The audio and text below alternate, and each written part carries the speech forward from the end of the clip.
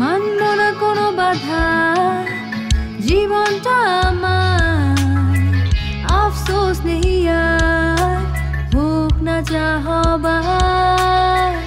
এলে জীবনে তুমি, জেলে নতুন আলো, জানি না কি হলো এই মন হারালো। ভালোবাসা ফিরে এলো,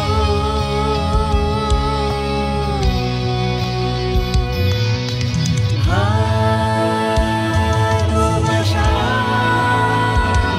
ফিরে এলো।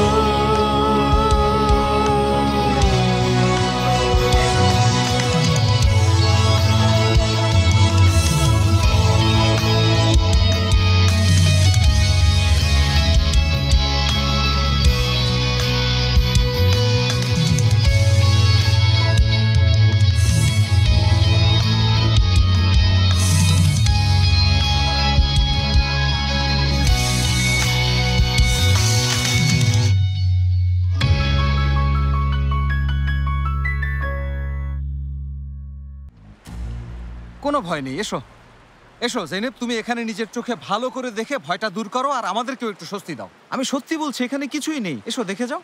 দেখো আমি গর্তের মাথায় চলে এসেছি। আগে তুমি দেখো তারপর আমি। আচ্ছা আমিই দেখছি, এসো এসো তুমিও দেখো। দেখো এখানে কিছুই নেই। তুমি কি দেখতে পাচ্ছ? না, কিছু তো দেখছি না। দেখো একদম শূন্য, কিছুই নেই। আমার দিকে তাকিয়ে কি দেখছিস তোরা?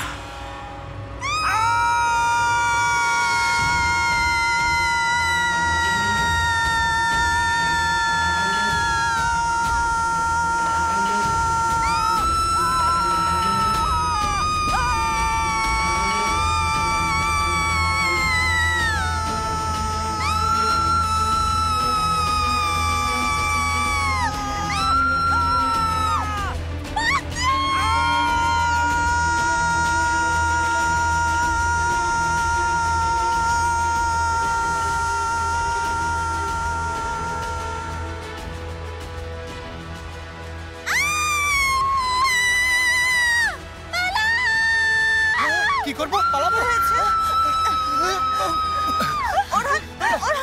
চলো দৌড়াও, চলো চলো।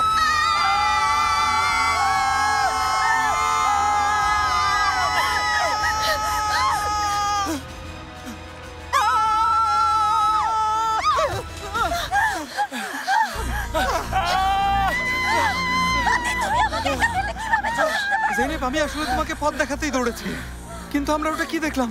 আরে আমরা কেন পালাচ্ছি তোমরা কি কেউ বলবে আমাকে? আমরা ওখানে কিছু দেখেছি। হ্যাঁ সত্যি। জম্বি নাকি? জম্বির থেকেও খারাপ কিছু। আমি বলছি কোনো হিংস্র প্রাণী? না না, ওটা আমাদের মতোই। আমার মনে হয় ওটা কোনো আদিবাসী। জম্বি হলেও হতে পারে। অনেক বড় চোখ। আল্লাহ, সত্যি চোখগুলো অনেক বড় বড়, পাথরের ছিদ্র দিয়ে আমাদের দিকে তাকিয়েছিল। আমরাও ওর চোখে চোখ রেখেছিলাম মেতে। এখন কি আমরাও জম্বি হয়ে যাব? ওরা কি তোমাদের কামড়েছে? না, আমাদের স্পর্শ করেনি। ঠিক আছে, তোমরা শান্ত হও। ভাগ্য ভালো, খারাপ কিছু হয়নি। আরে আমি তোমাদের আগেই এই ব্যাপারে বলেছিলাম, কিন্তু তোমরা আমার কোনো কথার গুরুত্ব দাওনি। এর মানে কি ওরা আমাদেরকে এখন খেয়ে ফেলবে? তোমরা একদম ভেবো না, আমি কারো ক্ষতি হতে দেব না। এখন আমরা কি করব? চলো আমরা সাঁতরে পালিয়ে যাই। না ফাতিক, এটা সম্ভব না। এত বড় সমুদ্রে সাঁতরানো সহজ না। তাছাড়া আমরা কোথায় আছি তাও জানি না। আচ্ছা তোমরা কেউ ভয় পেও না, সবাই শান্ত হও। চলো আমরা এখন ক্যাম্প বানাই। কিসের ক্যাম্প? ফায়ার কিসের ক্যাম্প। এখানে এখানে আমরা আগুন জ্বালাবো। বুঝিনি। আগুনের পাশে সকাল হওয়া পর্যন্ত যেভাবেই হোক আত্মরক্ষা করব, ঠিক আছে? চলো জলদি চলো, রাত হওয়ার আগে আগুন জ্বালানোর জন্য কাঠ, কাগজ, পাতা যা পাই তাই খুঁজে নিয়ে এসে জমা করি। আমি তোমাকে বলেছিলাম কিছু দেখেছি, কিন্তু তুমি বিশ্বাস করোনি। ওঠো। আমাদের কাছে না আছে ডিজেল, না আছে বোট, এমনকি কোনো অস্ত্র নেই। আমরা কি? আমিও বলেছিলাম, কিন্তু কেউ আমার কথা শোনেনি। আমি বিশ্বাস করতে পারছি না। চলো এখন চলো। এখন কি হবে? ওরহান এখন কি হবে? আমি কি জানি?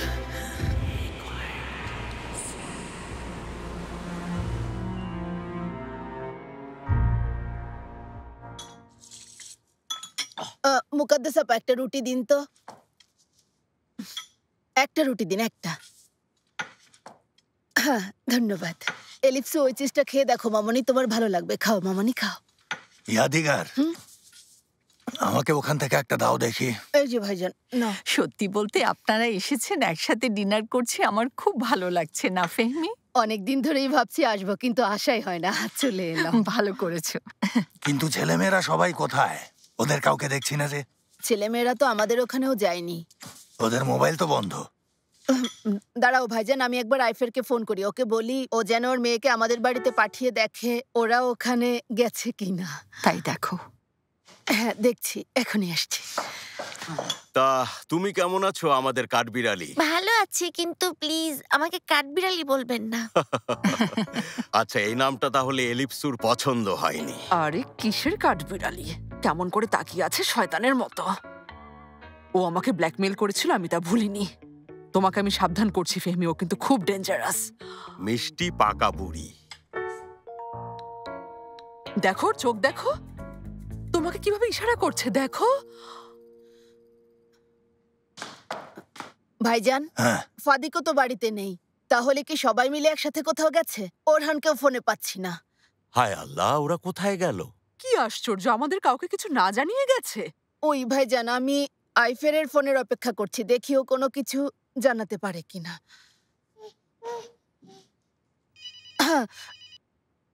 কি খবর আইফের? কি হয়েছে? আমাদের বাড়িতেও নেই? আচ্ছা ঠিক আছে, রাখো। ওখানেও নেই। ওদের কিছু হয়নি তো? পুলিশকে জানাবো নাকি? আরে তুমি থামো তো ভাই, কোনো কিছু হলেই পুলিশ পুলিশ করো কেন? আর কিছু পারো না? আরে একটু ধৈর্য ধরো। এথেমকে ফোন করছে। এথেম, আমাদের ছেলেমেয়েরা কি আজ বোটের ওখানে গেছে?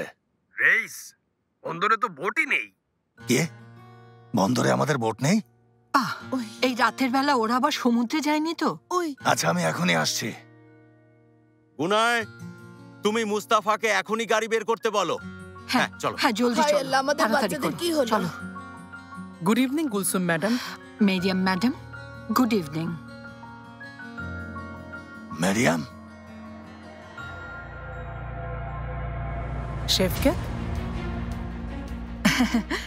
আপনারা আগে থেকেই পরিচিত?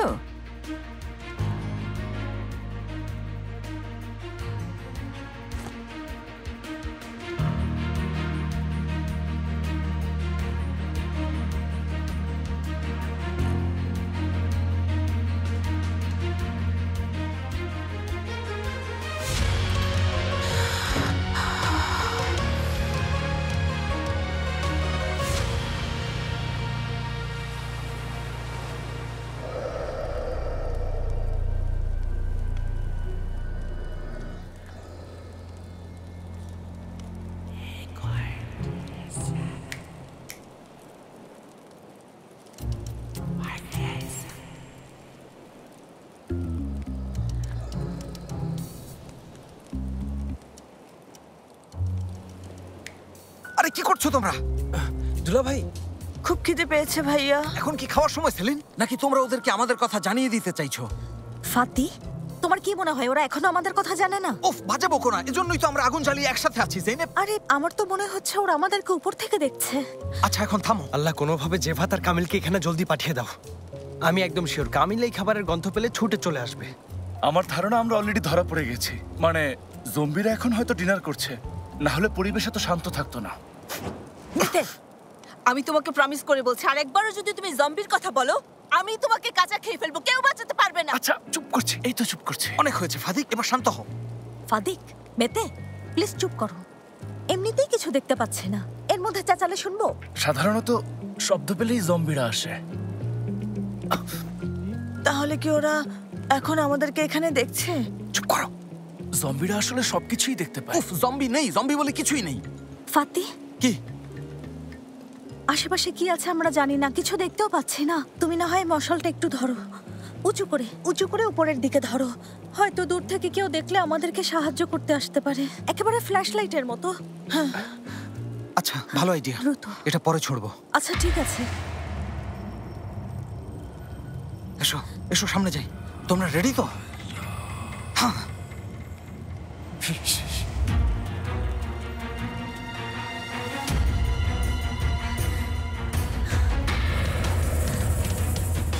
দেখতে পাচ্ছি না। ভেবো না, পেছনে আছি আমি।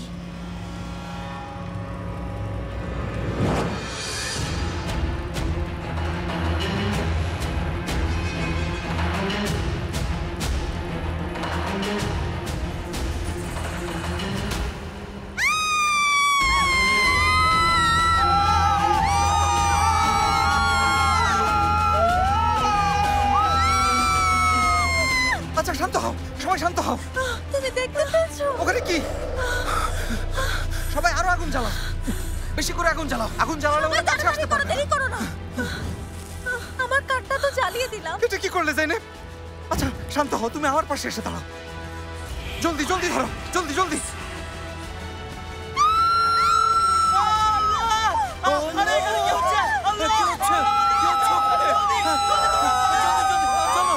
চলো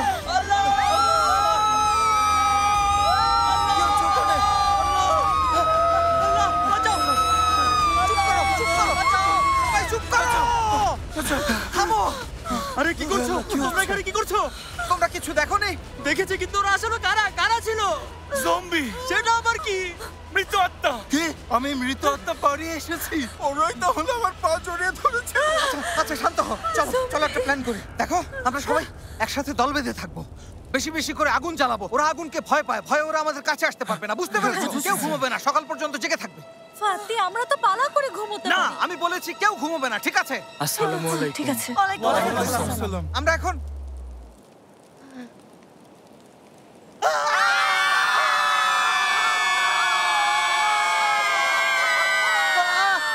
আপনাদের কাছে রুটি আছে?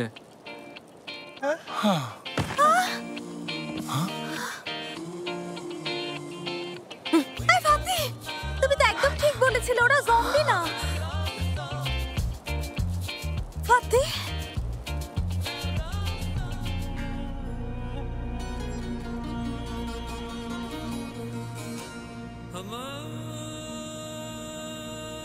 এই দেখো আমি তোমাদের জন্য কি নিয়ে এসেছি। এই যে নাও। তুমি নাও নাও। জানো এগুলো আমি লুকিয়ে রেখেছিলাম যেন কেউ খুঁজে না পায়। এখন তোমাদের জন্য বের করেছি। এই যে নাও ভাই, তুমিও খাও খাও। কারো কারো জন্য জীবনটা অনেক বেশি কঠিন, তাই না? এই মানুষগুলোর অবস্থায় দেখো।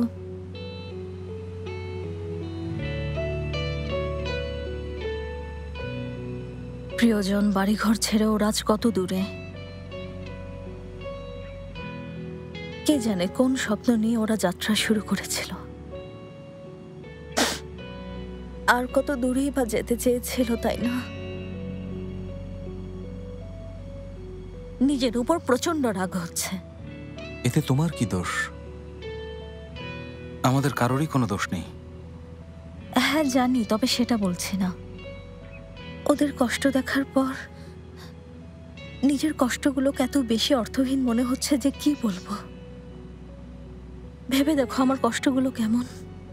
ওই ইহসান নামের অসভ্য লোকটার সাথে আমার লড়াই, ইরেমের ফালতু আচরণে অহেতুক বিরক্ত হওয়া, তোমার মায়ের সাথে আমার বোকার মতো তর্ক করা, এসব কিছু এই মানুষগুলোর কষ্টের সামনে খুবই তুচ্ছ আর অর্থহীন। ফাতি,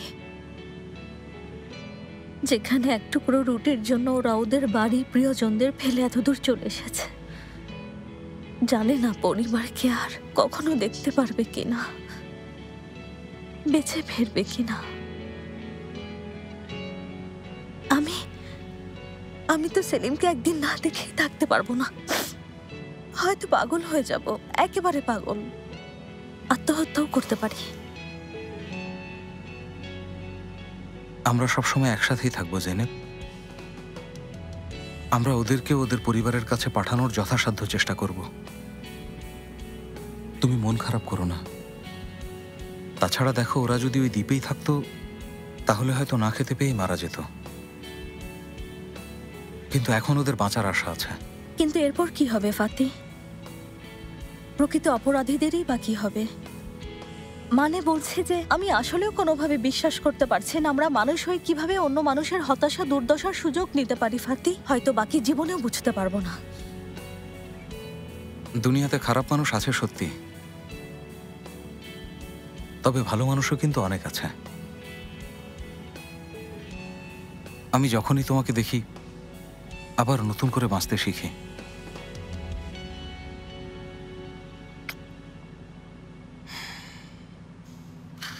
সবশেষে ভালোদেরই জয় হয়। ভালো মানুষ এক, খারাপ মানুষ শূন্য। দেখি তো কি মোবাইলে নেটওয়ার্ক এসেছে কিনা দেখি। সবাই নিশ্চয়ই আমাদের জন্য চিন্তা করছে। আল্লাহ, সেলিম না জানি কি করছে। উফ, নেটওয়ার্ক এসেছে? এখনো না। তাহলে বন্দরের কাছে গেলে হয়তো আসবে।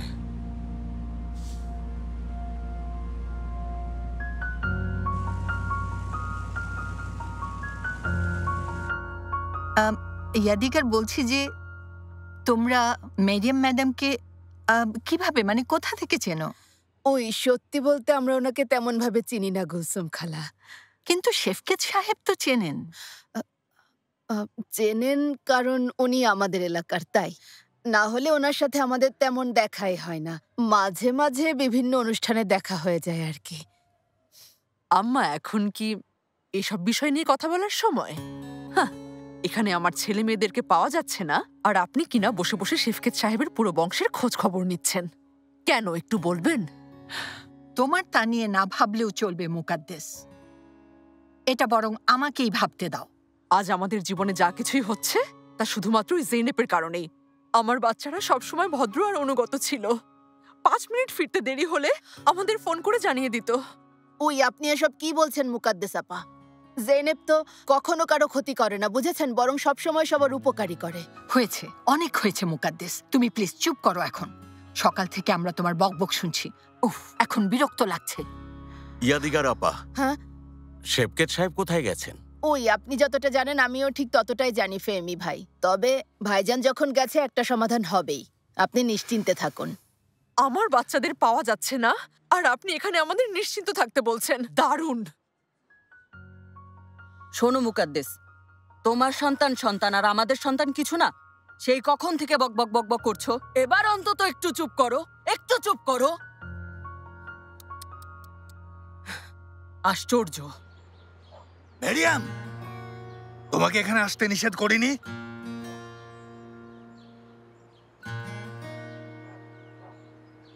জেনেপের জন্য দুশ্চিন্তা হচ্ছিল শেফকেত। তাছাড়া তুমি যদি আমার কল রিসিভ করতে তাহলে হয়তো আসতাম না। আচ্ছা, জেনেপের খোঁজ নিতে তুমি এখানে এসেছো? তুমি আসলে কি করতে চাইছো তা আমি বুঝতে পারছি শেফকেত। জেনেব যেন আমার অফিসে কাজ না করে, আমার কাছ থেকে দূরে থাকে, তার সব চেষ্টা তুমি করছো, কিন্তু আমি এটা কখনো হতে দেব না। তুমি কি আমাকে হুমকি দিচ্ছ? হ্যাঁ, ঠিক ধরেছ, হুমকি দিচ্ছি। আমার সাথে তোমার একটা চুক্তি হয়েছে শেফকেত। তুমি যদি ভুলেও সেই চুক্তি কখনো ভঙ্গ করো তাহলে জেদি মেরিয়ামের আসল রূপ দেখবে। মেরিয়াম, আমি ইতিমধ্যেই ওই চুক্তি ভেঙেছি। ও তাই নাকি? তাহলে এর পরিণতি ভোগ করার জন্য রেডি হয়ে যাও শেফকেত। তুমি কি ওই ফালতু কাগজের টুকরোটাকে একটা চুক্তি বলছো? হ্যাঁ, আরে আমি তো ওটা পড়েই দেখিনি। তোমাকে আমি যথেষ্ট ভদ্রভাবে সবকিছু বলেছি। তখন তোমার ওই চুক্তিপত্রটা অবশ্যই পড়া উচিত ছিল। আচ্ছা হয়েছে, এখন দাও আমি পড়ে দেখছি। আমি বুঝেছি তোমার আসলে ভয় হচ্ছে, খুব দুশ্চিন্তা হচ্ছে, তাই না? ভাবছো আমি আবার সঠিক প্রমাণিত হয়ে যাই কিনা। আমাকে না তুমি আবার ভালোবেসে ফেলো তেজি শেফকেত রেইস। চুক্তিপত্রটা দেখাতাম যদি আমি তোমাকে যেমন বিশ্বাস করেছি তুমিও আমাকে বিশ্বাস করতে, কিন্তু আজকের পর আমি ওটা তোমাকে কখনোই দেখাবো না। আমাদের এই চুক্তিটা কখনোই ভুলে যাওয়ার চেষ্টা করো না শেফকেত। সাবধান হও। তুমিও সাবধান হও মেরিয়াম, জেদি মেরিয়াম।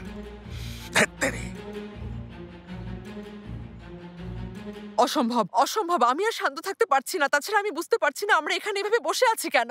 আমি পুলিশের কাছে যাব, বাচ্চাদের খুঁজে বের করব। চলো। পুলিশের কাছে যাওয়ার দরকার নেই। হ্যাঁ, ভাইজান কোথায় যাব না যাব তা কি আপনি আমাকে বলে দেবেন? চলো ফেম। 1 মিনিট মুকাদ্দেস, ঘটনাটা কি আগে শেফকেতের কাছে আমাকে শুনতে দাও। কি হয়েছে শেফকেত? আমি খোঁজ নিয়েছি, সামুদ্রিক পুলিশকেও বলেছি, এতক্ষণে হয়তো রওনাও দিয়েছে। ওই ভাইজান, তুমি সত্যিই জিনিয়াস। দেখেছেন, আমি আপনাদের বলেছিলাম। ফেহমি, আচ্ছা বলো তো আমরা এভাবে আর কতদিন শেফকেত সাহেবের সৃষ্টি করা সমস্যার সমাধান করব? আমাদের জীবনের সব সমস্যা তো আসলে ওনার ওই মেয়ের কারণেই হচ্ছে। মুকাদ্দেস, মুখ সামলে কথা বলুন বেআইন। আপনি আর কখনো আমার মেয়েকে নিয়ে এসব বাজে বাজে কথা বলবেন না। বললে কি? চুপ করুন। কি করবেন? হ্যাঁ, কি করবেন আপনি? শান্ত হও, তুমিও ভয় পেও না, ভয় পেও না। শান্ত হয়ে কথা বলো। চুপ করো ফেমি, প্লিজ তুমি চুপ করো। এই সবকিছু তো আসলে ওনাদের কারণেই হয়েছে, মিথ্যে নাকি? শুধুমাত্র আপনার মেয়ের কারণে আমাদের এই দিন দেখতে হচ্ছে। কে জানে আমার বাচ্চাদের কি করেছে, না জানি কোথায় নিয়ে পথ হারিয়ে ফেলেছে।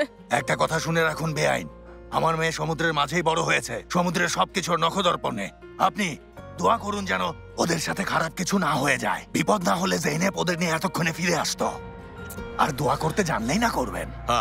আমি কি জানি না জানি তাতে আপনার কি সমস্যা? শান্ত হও, তুমিও শান্ত হও। আরে বুঝেছি। আচ্ছা, আপনি আমাদের জন্য ভালো কি করেছেন বলুন তো? আপনি যখনই কিছু বলছেন তখনই মূর্খদের মতো উল্টাপাল্টা বলছেন, আমাদেরকে ছোট করছেন। ওদের সাথে কিছু হয়ে থাকলে আপনার কারণেই হয়েছে, বুঝেছেন? মুখ সামলাও শেফকেত, আর একটা বাজে কথাও বলবে না তুমি। মুকাদ্দেসের সাথে তো মোটেও না। শোনো ফেমি, আমি আমার মেয়েকে খুব ভালো করে চিনি। আমার মেয়ে যখন এত ছোট বাচ্চাকে রেখে চাকরি করতে গিয়েছে, তার মানে তোমার বাড়িতে নিশ্চয়ই কোনো না কোনো সমস্যা আছে। আরে শেফকেত, ওসব তো অতীতের কথা। কেন অতীত নিয়ে কথা বলছো ভাই? হ্যাঁ অতীত, তো অতীত, কিন্তু তোমার স্ত্রী এখনো অতীতের মতোই আচরণ করছেন, আর আমার মেয়েকে অপমান করছেন, এমনকি আমার সামনেই করছেন। আমার মনে হয় না ভাইজান যা বলেছে তারপর আর কারো কোনো কথা থাকতে পারে। আসলে আজ যা কিছু হয়েছে তা সত্যিই খারাপ হয়েছে।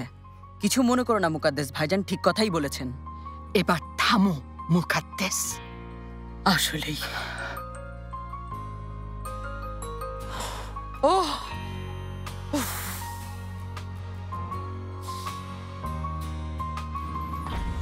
ভাইয়া, আমরা এখন ওদের কি করব? কি আর করবো বলো, আমরা ওদের পুলিশের হাতেই তুলে দেবো। তাই করো। আমরা তো আর ওদেরকে বাড়ি নিয়ে যেতে পারবো না। আমরা অবশ্যই বাড়ি নেব না, তবে পুলিশকেও দেব না। কিন্তু ওরা তো বলছে ওরা অনুতপ্ত আর দেশে ফিরে যেতে চায়। তাহলে তাই হোক, পুলিশকে ফোন করে ওনারাই ওদেরকে নিয়ে যাক, দেশে পাঠানোর ব্যবস্থা করুক। এই ফাতি, আর দেরি করিস না, এক্ষুনি পুলিশকে কল কর। হ্যাঁ, এটা করলেই ওরা ওদের পরিবারকে সহজেই খুঁজে পাবে। হ্যাঁ, নম্বর সেভ নেই, তোর মনে আছে? 155।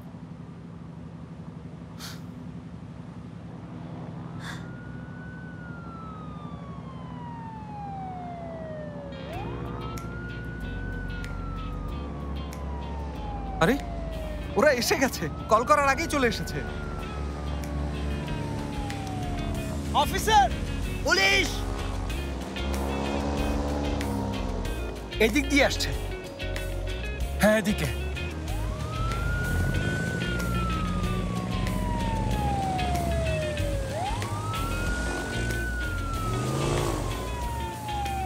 আমার মনে হয় না পুলিশ এমনি এমনি এসেছে, নিশ্চয়ই কোনো সমস্যা হয়েছে, হয়তো কেউ খবর দিয়েছে। এদিকে, এই যে এখানে।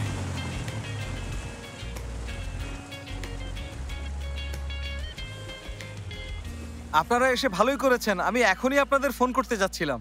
অযথাই আমাদের চারপাশ ঘোরালেন, রেডিওতে নক করছি, সাড়া দেননি কেন? নক করেছেন? শুনিনি তো। আমাদের বোটের রেডিও নষ্ট। হ্যাঁ, আমাদের রেডিওটা নষ্ট, কাজ করছে না। তোমাদের সাথে এই লোকগুলো কারা? ওরা রিফিউজি। থামুন, এই লোকগুলোকে নিয়ে কোথায় যাচ্ছেন? আপনাদের কাছেই। হ্যাঁ, এজন্যই তো আপনাদের ফোন করতে যাচ্ছিলাম, কিন্তু তার আগে আপনারা এসে পড়েছেন। তাই নাকি? ওদের কোথায় পেয়েছেন? একটা দ্বীপে পেয়েছি। আমরা আসলে ওই দ্বীপের নাম জানি না অফিসার, তবে ওরা ওখানে খুব ক্ষুধার্ত আর তৃষ্ণার্ত অবস্থায় ছিল, তাই আমরা ওদেরকে আমাদের সাথে নিয়ে এসেছি, ব্যাস এতটুকুই। তা আমরা বুঝতে পেরেছি। এই বোটের ক্যাপ্টেন কে? আমি। কাগজ দেখান।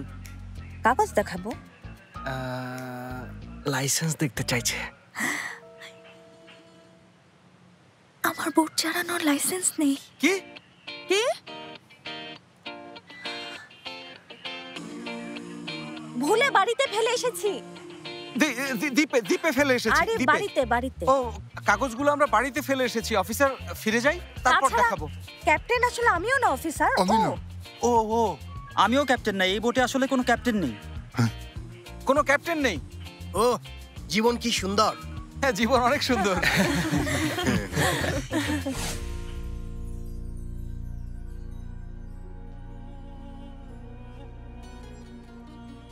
জেনেব, তুমি মন খারাপ করো না, শীঘ্রই সব ঠিক হয়ে যাবে, চিন্তা করো না। সেলিমকে খুব মনে পড়ছে। আমারও ওকে খুব মনে পড়ছে, ওকে কোলে নিয়ে আদর করতে ইচ্ছে করছে। সব দোষ আমার, সবাই জেলে আমার কারণে। হয়তো জেলেই পচে মরতে হবে।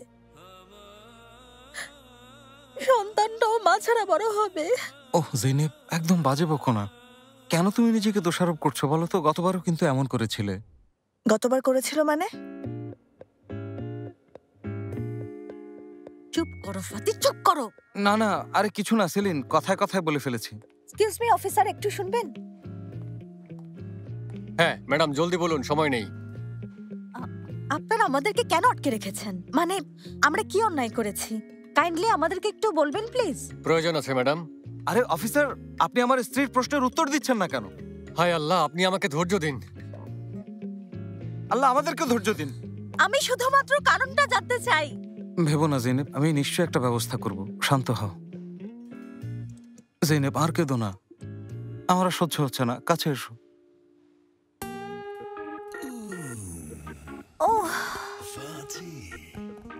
কোন সময় কি বলতে হবে তা একেবারেই জানে না।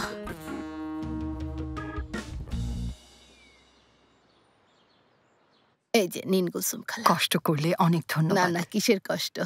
নাও ভাইজান। ওনাদের দাও। এই তো দিচ্ছি। এলিফসো, জলদি বিস্কুট নিয়ে এসো মামনি। ধন্যবাদ। ঠিক আছে, নিন আপা। আমার এসব দরকার নেই। আমার ছেলে মেয়েরা না জানি কোথায় হারিয়ে গেছে, আমি এখানে বসে বসে চা খাবো, অসম্ভব।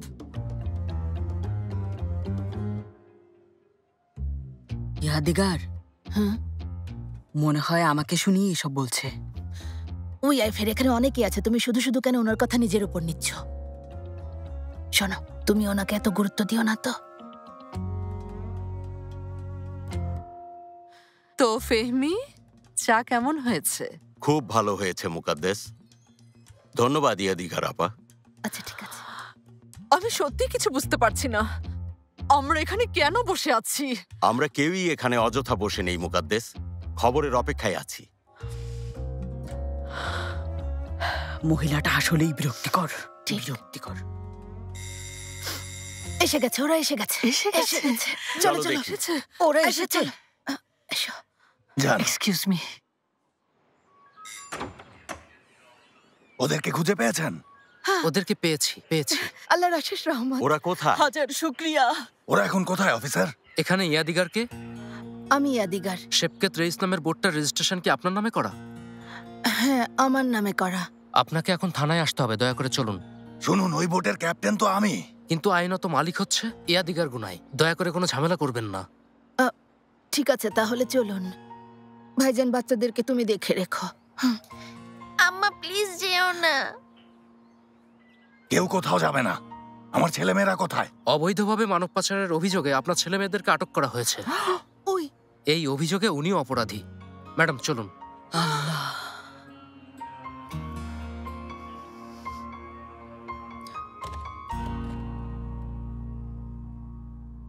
প্লিজ এখানে বসুন।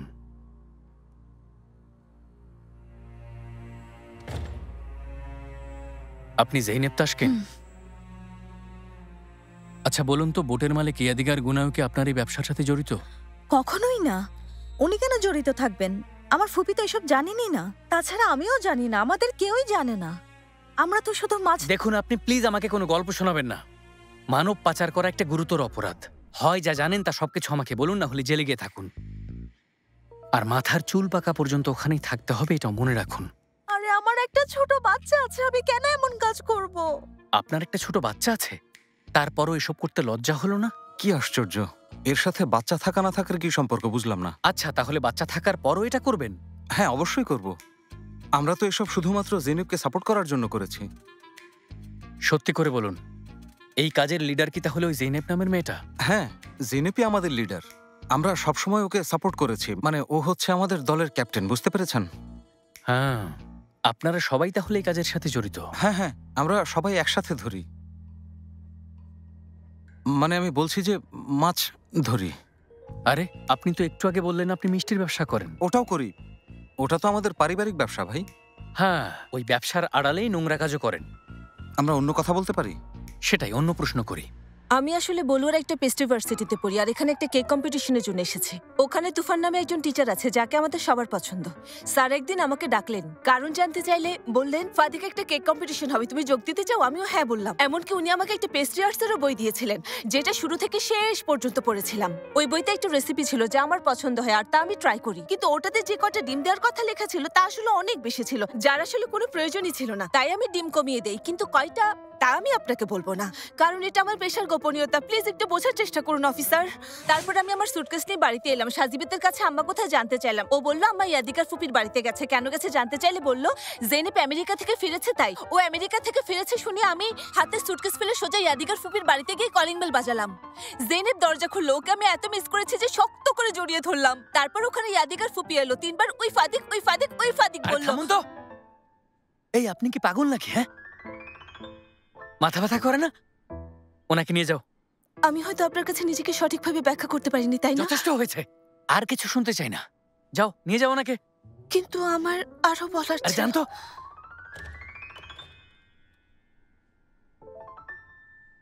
আমাকে পাগল বানিয়ে দিল। আসলে আমি ফাদিকের জন্য গিয়েছিলাম।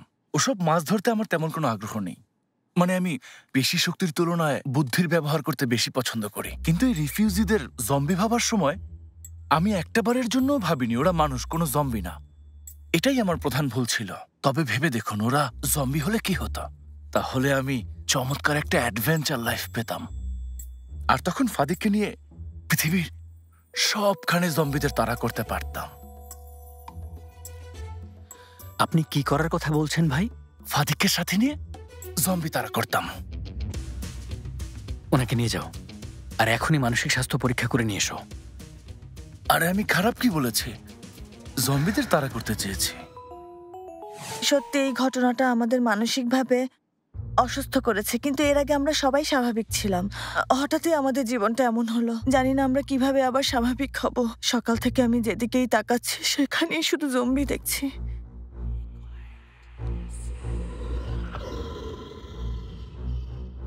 ওনাকেও নিয়ে যাও। ওই জম্বি ম্যানের সাথে মানসিক স্বাস্থ্য পরীক্ষা করে নিয়ে এসো। Zombie man? জম্বি ম্যান কে? বলুন না কে? কোন কারণে আপনারা আমার নাতিদের আটক রেখেছেন অফিসার? আমাদের বাচ্চারা কোনো দোষ করেনি অফিসার। আপনারা কি নিজেরাই ওদের জিজ্ঞাসাবাদ করছেন? জিজ্ঞাসাবাদ করলে রিফিউজিদের করব, ওদেরকে কেন? হ্যাঁ, এটা কিন্তু মারাত্মক অন্যায়। আমরা আপনার নামে কমপ্লেন করব। হ্যাঁ ভাই, আমাদের বাচ্চাদের কোনো দোষ নেই, ওরা সম্পূর্ণ নির্দোষ। দয়া করে ওদেরকে ছেড়ে দিন, আমাদেরকে যেতে দিন, আমাদের কাজ আছে। আপনারা প্লিজ থামুন।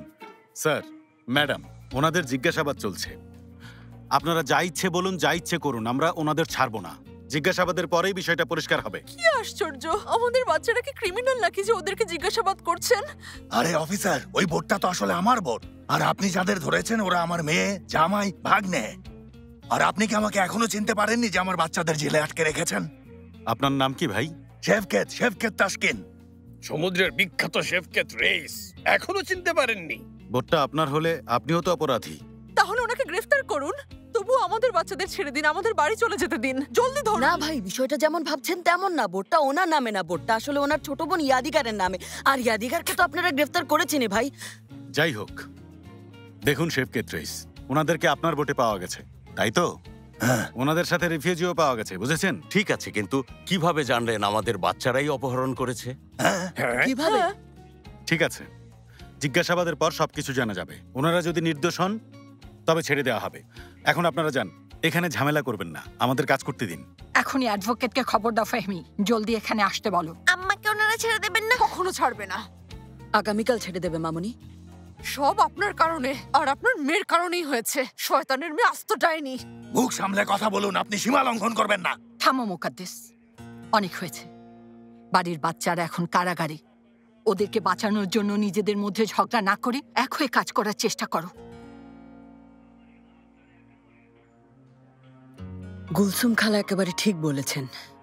চলো মামুনি, আমরা বাইরে যাই। চলো মামুনি।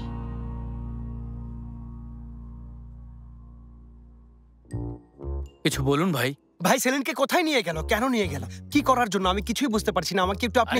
হ্যাঁ, আগে আপনি নিজেকে বাঁচান, তারপর না হয় ওনার কথা ভাববেন। এসব কি বলছেন? আমি ওই মেয়েটাকে ভালোবাসি, ওকে নিয়ে ভাবাটা আমার জন্য স্বাভাবিক, তাই নয় কি? আমার আসলে ওকে কিডন্যাপ করার সময় বিয়ে করা উচিত ছিল। হ্যাঁ, আপনি তো দেখছি তাহলে কিডন্যাপিংও এক্সপার্ট। মোটেও না। আমি আমি ওই ঠিক আছে ঠিক আছে অফিসার, আপনাকে সবকিছু একেবারে শুরু থেকে খুলে বলছি, কেমন? সেদিন আসলে জেভাতের শুনুন, আমার ওই দিন সাজেবেতের কাছে যাওয়ার কথা ছিল, মাছ ধরতে না, বুঝেছেন? কিন্তু তা না করে আমি বোট নিয়ে সোজা সমুদ্রে চলে গেলাম। কি হলো? নিজেরই বড় ক্ষতি হয়ে গেল। সাজেবেতের সাথে আমার দেখা হলো না। কে জানে ও কতক্ষণ ধরে আমার জন্য অপেক্ষা করেছে আর কিভাবে আমার পথের দিকে চেয়েছিল।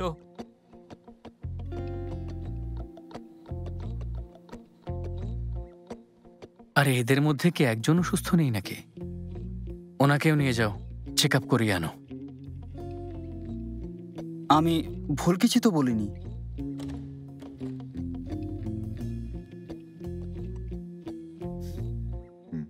এবার আপনার কাছ থেকে আমি সব শুনতে চাই। বুঝতে পেরেছি। আমরা সবাই সমুদ্রে মাছ ধরার জন্য জোরালো প্রস্তুতি নিচ্ছিলাম। হঠাৎ মাঝ সমুদ্রে আমাদের ডিজেল শেষ হয়ে গেল। জৈনেব তখন আমাকে আর জেবাতকে ডিজেল কিনে আনতে তীরে পাঠিয়ে দিল। আর ওরা সবাই পাশের একটা দ্বীপে বিশ্রামের জন্য নামলো। ওখানে ওই রিফিউজিদের সাথে ওদের দেখা হয়। তখন ওদের সাথে কথা বলি, খাবার খেতে দিই, পানি খেতে দিই। তারপর আমরা যখন ফিরে আসব, জৈনেব আমাকে বলল ওদেরকে এখানে ফেলে যাব না, ওদেরকে আমরা সাহায্য করব, আমাদের সাথে নিয়ে যাব। বন্দরে পৌঁছে পুলিশের কাছে হস্তান্তর করব, যাতে ওনারা ওদেরকে ওদের দেশে পাঠিয়ে দিতে পারে। হ্যাঁ, মানে একটা মহৎ কাজ করবে। কিন্তু আমরা পুলিশের কাছে যাওয়ার আগেই পুলিশই আমাদের কাছে পৌঁছে যায়, বুঝতে পেরেছেন? ওরা মাঝ সমুদ্রে আমাদেরকে আটক করে, তারপর আমাদেরকে এখানে নিয়ে আসে।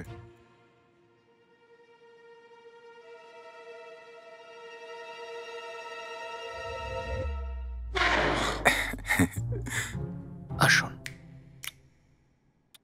সাবাস ভাই আমার, আপনি আসলে আমাকে বুঝতে পেরেছেন।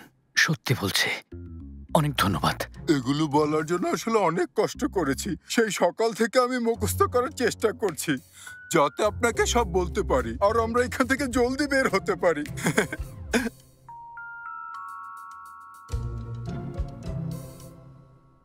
ওনাকেও নাও, জলদি।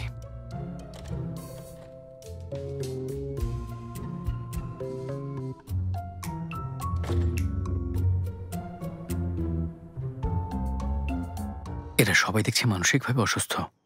পরেও আমাদেরকে বলল, ওরা যেহেতু আমাদের মেয়েকে অপহরণ করেছে, আমরাও তেমনি ওদের মেয়েকে অপহরণ করে বোঝাবো কেমন কষ্ট লাগে। আচ্ছা আপা, আপনার সাথে ফাদিক নামের মেয়েটার কোনো রক্তের সম্পর্ক আছে? ওই ফাদিক? আরে ফাদিক তো আমার হাতেই জন্মেছে। ও যখন এতটুকু ছিল তখন থেকেই জেনেবের সাথেও সব সময় খেলা করত। জেনেব যেমন মা ছাড়া বড় হয়েছে, ও তেমনি বাবা ছাড়া বড় হয়েছে। বুঝেছি, আমি বুঝতে পেরেছি। নাও, নিয়ে যাও।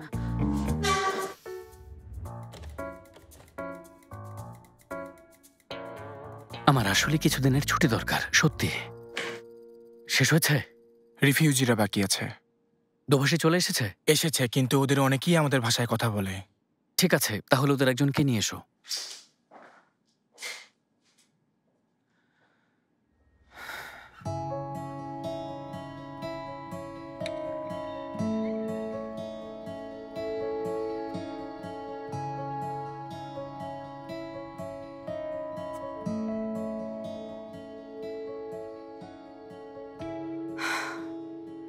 ভাবিস না জেনেব, সব ঠিক হবে। কিন্তু কিভাবে হবে ফাদিক? আমার কারণে ফুপিরও আজ এই অবস্থা, দেখেছিস? মেনে নিতে পারছে না। জেনেব, তুই দেখিস আমরা নির্দোষ প্রমাণিত হবার এই বিপদ থেকেও মুক্তি পাবো। তাই যেন হয়। জেনেব, তোকে একটা কথা বলবো। ধর আমরা যদি সত্যিই নির্দোষ প্রমাণিত হইও, বোট ইয়াদিকার ফুপির নামে থাকায় আমাদেরকে ছাড়লেও ওনাকে আটকে রাখবে। ও ফাদিক, এসব কি বাজে বকছিস? হ্যাঁ, তুই ভালো কিছু বলতে পারিস না? আসলে হঠাৎই মাথায় এলো, তাই শেয়ার করলাম। এসব ভাববিও না আর শেয়ারও করবি না। আল্লাহ আমাদেরকে রক্ষা করো।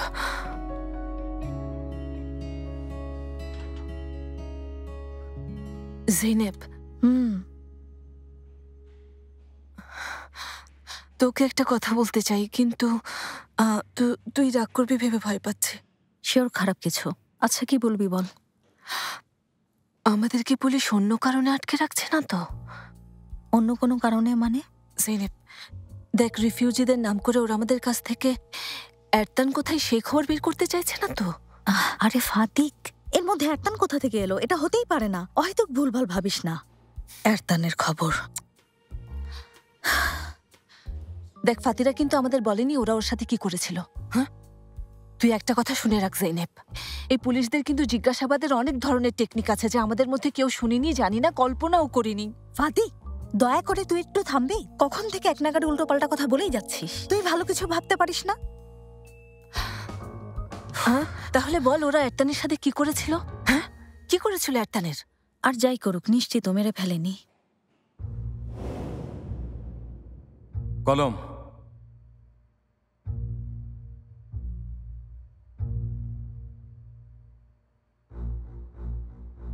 এটা কি? লিপ লাইনার ভাই। এটা তোমার কাছে কেন? আমি জানি না, স্বপ্নের মধ্যে পেয়েছি হয়তো। ভালো হয়েছে।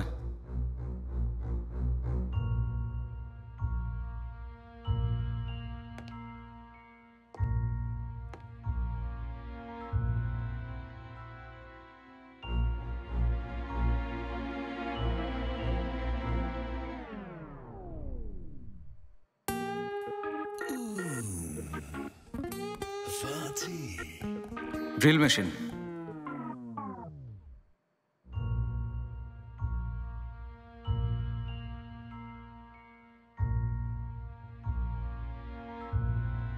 আরো বড় ড্রিল দাও। এটা দিয়ে তুমি কি করবে? তোমার হার্ট বের করে ফেলবো, কারণ এই হৃদয় জেইনেপের যোগ্য না।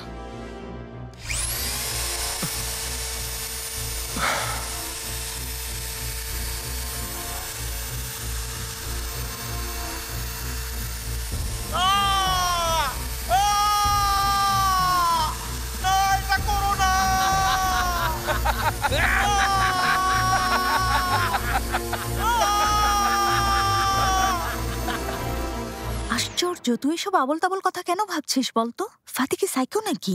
জেনেব, বল কেন হতে পারে না? এরতানের হৃদয় থেকে তোর নাম মুছে ফেলার জন্য? আমার মতে ও এর চেয়েও ভয়ঙ্কর হতে পারে। আমি তোমাকে আমাদের জীবন থেকে একেবারে সরিয়ে দেব। করার দাও।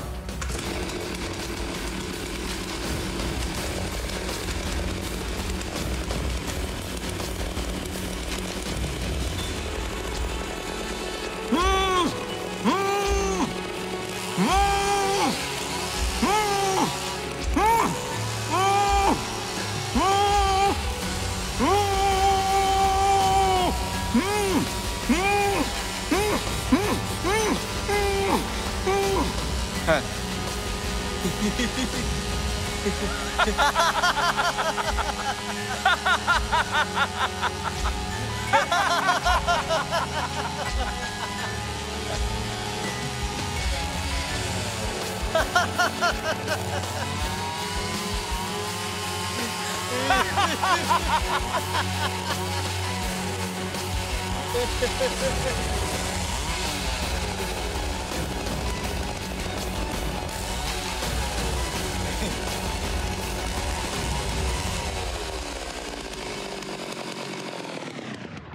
অসম্ভব, ফাতি এটা করতে পারে না। কারণ কি জানিস? ওর হেমোফোবিয়া আছে। হ্যাঁ, তোকে কি বলবো জেইনেব, কতটা সরল, কতটা সাধাসিধে তোর কল্পনা শক্তি। ফাতির মতো একজন সুপারহিরোকে তুই বোকা গাধা কল্পনা করছিস। আশ্চর্য, চমৎকার কল্পনা শক্তি। তোর চাইতে অন্তত ভালো ফাতিক। সাইকো একটা সুপার হিরো। আমার তোকেই সাইকো মনে হচ্ছে। ও অবশ্যই হিরো, সুপার হিরো। আচ্ছা বুঝেছি আমি, শান্ত হও। ওরা যদি সত্যি জম্বি হতো তাহলে আমরা ওদের মাথা খুলে ফেলতাম। এই ফাতি, কিছু একটা ভাবো, জলদি আমাদেরকে এখান থেকে বের করো। সবকিছু কি আমি ভাববো? তোমরাও কিছু ভাবো। আল্লাহ আল্লাহ, তুমি কি আমাদের সুপার হিরো না নাকি বলো? হ্যাঁ, ও দারুণ। যখন তোমরা কোনো বিপদে পড়ো তখনই তোমাদের আমাকে হিরো মনে হয়, তাই না? অসম্ভব, এখানে কোনো হিরো টিরো নেই। শোনো, তাছাড়া আজ আমাদের সাথে যা কিছু হয়েছে তোমরা বোটে ডিজেল রাখোনি বলেই হয়েছে। হ্যাঁ। ও, তুমিও তো ওখানেই ছিলে। হ্যাঁ, অবশ্যই ছিলাম। আচ্ছা দুলা ভাই, এই রিফিউজিদের জিজ্ঞাসাবাদ করা হলে নিশ্চয়ই পুলিশের সব সন্দেহ কেটে যাবে আর আমাদেরকে ছেড়ে দেবে, তাই না? আরে আমি কি জানি ওরহান, আমাকে কেন প্রশ্ন করছো? প্লিজ কোনো প্রশ্ন করো না। এই তো পেয়েছি। কি? সুড়ঙ্গ খড়ি, চলো। খুব ভালো। আমি শিওর ওর মাথায় ব্রেন বলে কিছুই নেই, এই জন্য চুলও পড়ে গেছে। বুরহান, এভাবে গর্ব করো না, বুঝেছো? তোমারও এমন হতে পারে। একদম ঠিক। এক্সকিউজ মি অফিসার, একটু শুনবেন? হ্যাঁ শুনছি তো, বলুন কি বলতে চান? আচ্ছা, আমাদেরকে কখন ছেড়ে দেবেন? ঠিক কখন ছাড়া হবে তা শিওর না। শিওর না? 3 ঘন্টা, 3 দিন, 3 মাস, 3 বছর, আরো বেশিও হতে পারে। অফিসার, আমার কথা শুনুন। আমার পক্ষে এখানে এতদিন থাকা একদম সম্ভব না। বাড়িতে আমার একটা ছোট বাচ্চা আছে। এটা তো অপরাধ করার আগেই ভাবা উচিত ছিল। বাড়িতে এত ছোট বাচ্চা রেখে আপনার এই ধরনের কাজের সাথে জড়াতে লজ্জা হলো না? আরে অফিসার, আমরা কোনো অপরাধ করিনি। ওইও আমার ভাতিজিও কোনো অপরাধ করেনি অফিসার। ও, সবাই একই পরিবারের? হ্যাঁ, আমরা পরিবার। উনি আমার ফুপি, আর ও আমার স্বামী, আমার ননদ, আমার ভাই, আমার বান্ধবী। বাহ, এ তো দারুণ ব্যাপার দেখছি। পুরো পরিবারের সবাই মিলে একটা গ্যাং। আপনাদের সবার তো লজ্জা হওয়া উচিত। আপনি কি বলছেন? কিসের গ্যাং? আমরা শুধু দ্বীপে আটকে পড়ায় বন্ধুদের উদ্ধার করেছি, না হলে ওরা ওখানে অনাহারে মরে যেত। হ্যাঁ তাই। অনাহারে না, তা বুঝতে পেরেছি। দেখো উনি চলে যাচ্ছেন। শুনে যাবেন তো। এখন কি হবে?